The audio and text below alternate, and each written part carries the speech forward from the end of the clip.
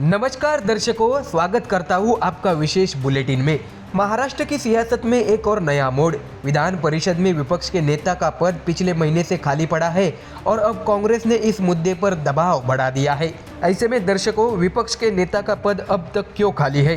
कांग्रेस ने सभापति राम शिंदे से गुहार लगाई तो वही उद्धव ठाकरे गुट के लिए मुश्किलें बढ़ रही है और एमयूए में नया समीकरण देखने मिल रहा है। तो दर्शकों, आइए विस्तार से समझते हैं पूरी खबर। दर्शकों, आपको जानकारी दे कि महाराष्ट्र विधान परिषद यानी राज्य का उच्च सदन, कुल 78 सीटों वाला यह सदन राज्य की राजनीति में अहम भूमिका निभाता है। लेकिन पिछले महीने से यहाँ विपक्ष के नेता की कुर्सी खाली है। शिवसेना यूबीटी के अंबादास दानवे का कार्यकाल अगस्त में खत्म हो गया और तब से यह पद भरने को लेकर खींचतान जारी है। ऐसे में अब कांग्रेस ने यह साफ कर दिया है कि विपक्ष के नेता की गैर मौजूदगी से विधायी कामकाज प्रभावित हो रहा है और इस खाली पद को तुरंत भरा जाना चाहिए। ऐसे में सोमवार 8 सितंबर को कांग्रेस विधायक दल के नेता विजय वडेट्टीवार और वरिष्ठ नेता बालासाहेब थोरात ने विधान परिषद के सभापति राम शिंदे से मुलाकात की।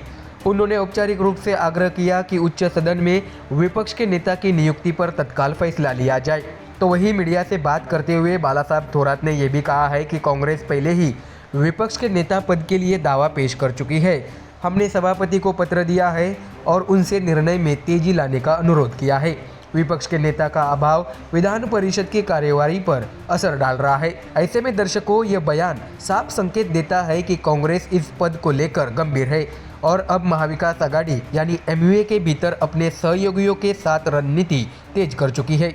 बता दें कि महाराष्ट्र की राजनीति में महाविकास आघाड़ी यानी कांग्रेस, शिवसेना यूबीटी और एनसीपी शरद पवार गुट का गठबंधन है। इस गठबंधन के भीतर ही अब पद को लेकर नए समीकरण बनते दिख रहे हैं। देखा जाए तो कांग्रेस के पास विधान परिषद में 7 एमएलसी है तो वही शिवसेना यूबीटी के पास 6 एमएलसी, तो दूसरी ओर एनसीपी शरद पवार गुट के पास 3 एमएलसी है। ऐसे में कांग्रेस का तर्क साफ है, संख्या बल में वह अपने सहयोगियों से आगे है, इसलिए विपक्ष के नेता का पद उन्हें मिलना चाहिए। दर्शकों, आपको जानकारी दे कि सदन में फिलहाल स्थिति इस प्रकार है कि बीजेपी 22 सदस्य, एकनाथ शिंदे गुट 7 सदस्य, अजित पवार गुट 8 सदस्य, कांग्रेस पार्टी के 7 सदस्य, शिवसेना यूबीटी के 6, एनसीपी शरद पवार गुट के 3, निर्दलीय 3 सदस्य और 22 सीटें खाली है। ऐसे में इस समीकरण में सत्ता पक्ष की ताकत स्पष्ट दिखती है, लेकिन विपक्षी दलों के लिए प्रभावी नेता की मौजूदगी बेहद जरूरी है ताकि वे सरकार को घेर सके। तो वही आपके जानकारी के लिए बता दें कि अब तक शिवसेना यूबीटी इस पद पर काबिज थी। अंबादास दानवे के कार्यकाल समाप्त होने के बाद स्वाभाविक रूप से इस कुर्सी को लेकर शिवसेना यूबीटी का दावा था, लेकिन कांग्रेस ने अब सीधे कदम बढ़ाकर संकेत दिया है कि उसे विपक्ष के नेता का पद चाहिए। इससे उद्धव ठाकरे की मुश्किलें बढ़ सकती है क्योंकि एमयूए के भीतर शक्ति संतुलन की नई बहस छिड़ गई है। बता दें कि कांग्रेस का दबाव बढ़ने के बाद अब गेंद सभापति राम शिंदे के पाले में है। वे किस दल को विपक्ष का नेता घोषित करते हैं, इस पर एमयूए के भीतर भविष्य की राजनीति काफी हद तक निर्भर करेगी। ऐसे में विशेषज्ञ मानते हैं कि अगर कांग्रेस को यह पद मिलता है तो एमयूए में उसका कद बढ़ेगा। वही शिवसेना यूबीटी को यह संदेश जाएगा कि कांग्रेस अब सिर्फ सहयोगी नहीं बल्कि नेतृत्वकारी भूमिका भी चाहती है। दर्शकों, बता दें कि महाराष्ट्र विधान परिषद में विपक्ष के नेता का पद सिर्फ एक औपचारिकता नहीं बल्कि विपक्ष की आवाज का प्रतिनिधित्व करता है। कांग्रेस की सक्रियता और शिवसेना यूबीटी की पूर्व दावेदारी दोनों मिलकर एमयूए के भीतर नए राजनीतिक समीकरण गढ़ सकती है। अब सभी की निगाहें सभापति राम शिंदे के फैसले पर है कि कौन बनेगा विधान परिषद में विपक्ष का अगला नेता। दर्शकों, फिलहाल के लिए इतना ही। आप देखते रहिए एमडीआर न्यूज। देश का दूसरा सबसे बड़ा संवैधानिक पद उपराष्ट्रपति, उसके लिए मंगलवार 9 सितंबर को होने वाला चुनाव अब पूरे रंग में है और जैसे जैसे मतदान का समय करीब आ रहा है, दिल्ली से लेकर मुंबई तक सियासी पारा चढ़ता नजर आ रहा है। बता दें कि महाराष्ट्र की राजनीति में भी हलचल तेज हो चुकी है। उद्धव ठाकरे गुट के वरिष्ठ नेता और राज्यसभा सांसद संजय राउत का दावा है कि बीजेपी के पास बहुमत नहीं है। उधर मुख्यमंत्री एकनाथ शिंदे के बेटे और शिवसेना संसदीय दल के नेता श्रीकांत शिंदे इसे सिरे से खारिज कर रहे हैं। उनका कहना है कि ये सब बेकार की बातें हैं। एनडीए के पास जितने आंकड़े चाहिए उससे ज्यादा वोट कल देखने को मिलेंगे। तो दर्शकों, आइए सबसे पहले संजय राउत का बयान सुनते हैं। बता दें कि संजय राउत कहते हैं कि बीजेपी के पास बहुमत नहीं है। सभी सांसद अपनी अंतरात्मा की आवाज सुने, देश की आत्मा क्या चाहती है, इस पर विचार करें। यह चुनाव संविधान की रक्षा के लिए है।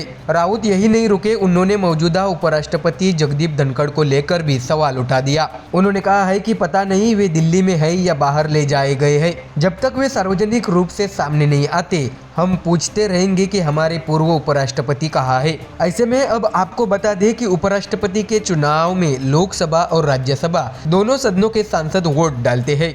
ऐसे में महाराष्ट्र का गणित कुछ यूं है कि राज्यसभा की 19 सीटों में बीजेपी के 7, कांग्रेस के 3, एनसीपी के 3, शिवसेना शिंदे गुट का 1, शिवसेना यूबीटी के 2, एनसीपी एसपी के 2 और रिपब्लिक पार्टी ऑफ इंडिया के 1 सांसद है। तो वही लोकसभा की 48 सीटों में बीजेपी के 9, शिवसेना के 7, कांग्रेस के 13, एनसीपी एसपी के 8, शिवसेना यूबीटी के 9, एनसीपी के 1 और 1 निर्दलीय सांसद है। इसी आंकड़े को लेकर संजय राउत कह रहे हैं कि बीजेपी बहुमत से दूर है, जबकि शिंदे गुट का दावा है कि एनडीए को अतिरिक्त वोट मिलेंगे। ऐसे में श्रीकांत शिंदे ने भी तंज कसा है। उन्होंने कहा है कि सुबह उठकर कुछ भी बयानबाजी करने से हकीकत नहीं बदलती। एनडीए को जितने वोट चाहिए उससे ज्यादा मिलेंगे। उम्मीदवार सीपी राधाकृष्णन बड़े बहुमत से उपराष्ट्रपति बनेंगे। बता दें कि शिंदे गुट ने सोमवार को दिल्ली में अपने सांसदों की अहम बैठक भी की। केंद्रीय मंत्री अर्जुन राम मेघवाल की मौजूदगी में वोटिंग प्रक्रिया पर विस्तार से चर्चा हुई और नए सांसदों को मॉक डेमो दिया गया। शिंदे का कहना है कि 9 सितंबर को सब देख लेंगे कि एनडीए का उम्मीदवार भारी बहुमत से जीत दर्ज करता है। इस बीच बीजेपी भी महाराष्ट्र सेंटीमेंट को भुनाने की पूरी कोशिश कर रही है। महाराष्ट्र के मुख्यमंत्री देवेंद्र फडणवीस ने उद्धव ठाकरे और शरद पवार दोनों को फोन कर अपील की कि हमारा उम्मीदवार महाराष्ट्र का राज्यपाल है, इसलिए सभी दल उनका समर्थन करें। तो वही उधर उद्धव ठाकरे का भी जवाब आया। उन्होंने कहा है कि हम फडणवीस को फोन करके बताएंगे कि हमारा समर्थन इंडिया गठबंधन के प्रत्याशी बी सुदर्शन रेड्डी के लिए है। दर्शकों, आपको याद दिला दे कि यह उपराष्ट्रपति चुनाव इसलिए हो रहा है क्योंकि जुलाई में तत्कालीन उपराष्ट्रपति जगदीप धनखड़ ने इस्तीफा दे दिया था।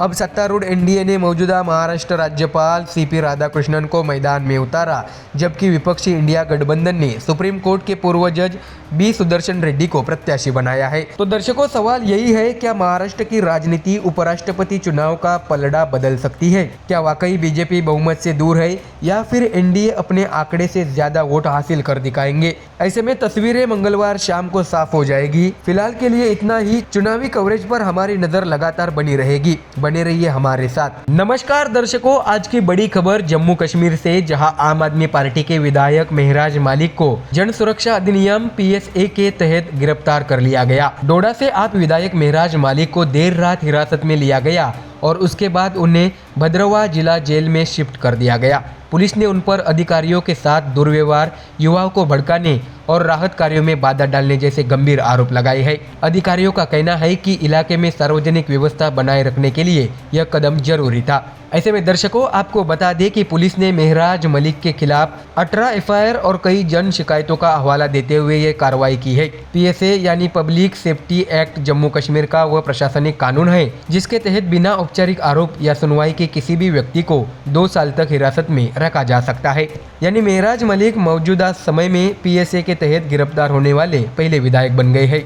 दर्शकों, आपको बता दें कि गिरफ्तारी से ठीक पहले मेहराज मलिक का एक वीडियो उनके फेसबुक अकाउंट पर डाला गया, जिसमें वे पुलिस कर्मियों से घिरे दिख रहे हैं। वीडियो में मलिक कहते हैं, प्रशासन गुंडागर्दी पर उतर आया है, जैसा चाहेंगे दबाएंगे, इन सब को ये चलने नहीं देंगे। मुझे मेरा काम करने दीजिए, मैं लोगों की मदद कर रहा हूँ, मैं विधायक हूँ, आपको शर्म नहीं आती? इसके बाद वीडियो में देखा जा सकता है कि पुलिस उन्हें जबरन गाड़ी में बिठाती है और हिरासत में ले जाती है। ऐसे में दर्शकों, आप सांसद संजय सिंह ने मेहराज मलिक की गिरफ्तारी की कड़ी निंदा की है।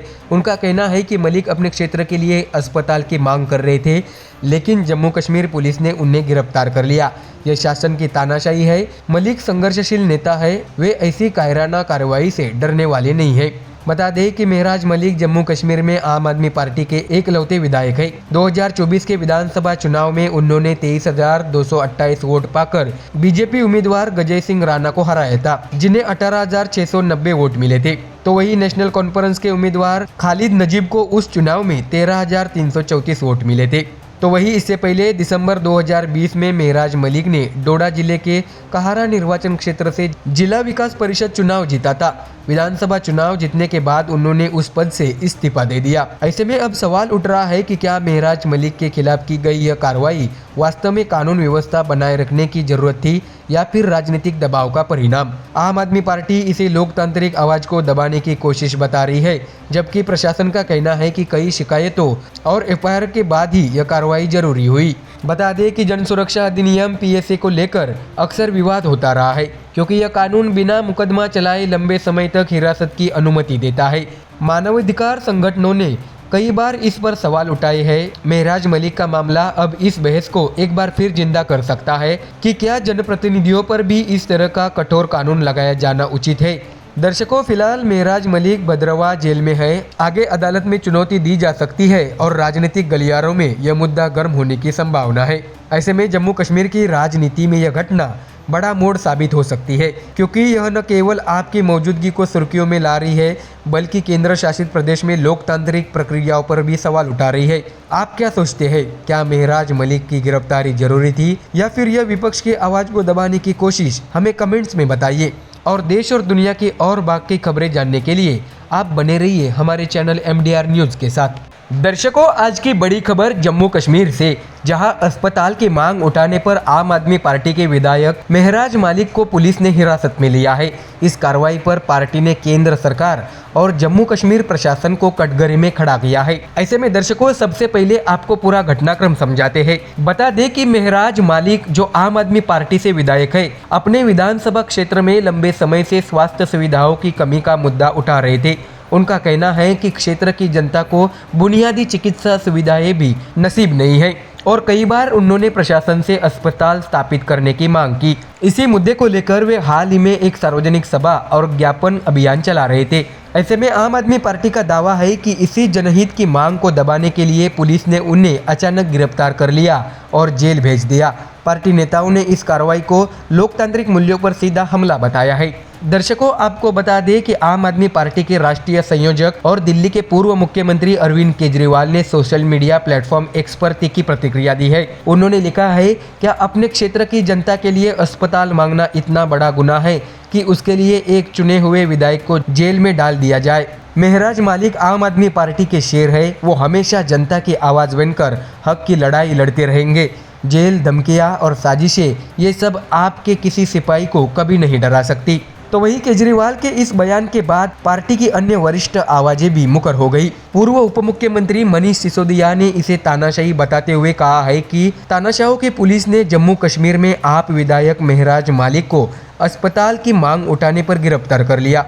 सत्ता की भूख में डूबी मोदी शाह सरकार की यह खुली तानाशाही है। जब जनता के हक की आवाज उठाने वालों को खतरा समझा जाने लगे तो समझिए लोकतंत्र खतरे में है। इतिहास गवाह है, जब जब तानाशाही बढ़ती है तब तब इनकलाब और बुलंद होता है। तो वही दर्शकों, राज्यसभा सांसद और आपके वरिष्ठ नेता संजय सिंह ने भी मोर्चा संभालते हुए ट्वीट किया है। उन्होंने लिखा है कि मेहराज मलिक संघर्षशील नेता है, अपने क्षेत्र की जनता के लिए अस्पताल की मांग कर रहे थे, लेकिन जम्मू कश्मीर पुलिस ने उन्हें गिरफ्तार कर लिया।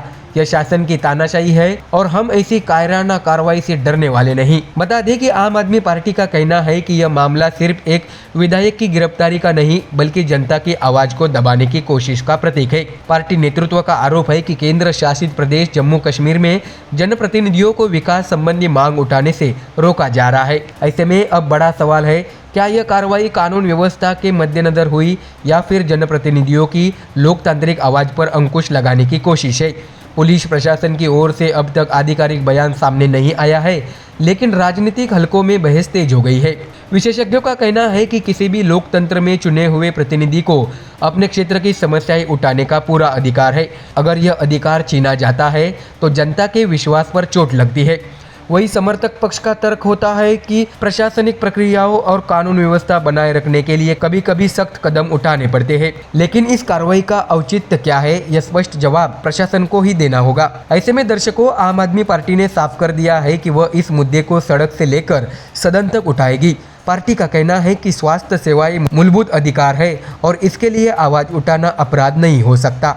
वही केंद्र सरकार समर्थक हलकों का कहना है कि वास्तविक तथ्य सामने आने के बाद ही निष्कर्ष पर पहुंचना चाहिए। ऐसे में कुल मिलाकर मेहराज मालिक की गिरफ्तारी ने जम्मू कश्मीर की सियासत में हलचल मचा दी है। आने वाले दिनों में यह मुद्दा सिर्फ राज्य नहीं बल्कि राष्ट्रीय राजनीति में भी गर्मा सकता है। फिलहाल आम आदमी पार्टी मेहराज मालिक के समर्थन में खुलकर उतर आई है और उसे जनता का व्यापक समर्थन मिलने की उम्मीद जता रही है। ऐसे में दर्शकों देखना ये होगा कि प्रशासन इस विवाद पर क्या रुख अपनाता है। क्या कोई सफाई आती है या फिर यह मामला और तूल पकड़ता है? आपका क्या कहना है? क्या एक विधायक का अपने क्षेत्र के लिए अस्पताल मांगना अपराध माना जाना चाहिए? अपनी राय हमें कमेंट सेक्शन में जरूर बताइए। तो दर्शकों, यही थी आज की बड़ी खबर। जुड़े रहिए MDR न्यूज के साथ, हम लाते रहेंगे आपके लिए बड़ी बड़ी खबरें सबसे पहले।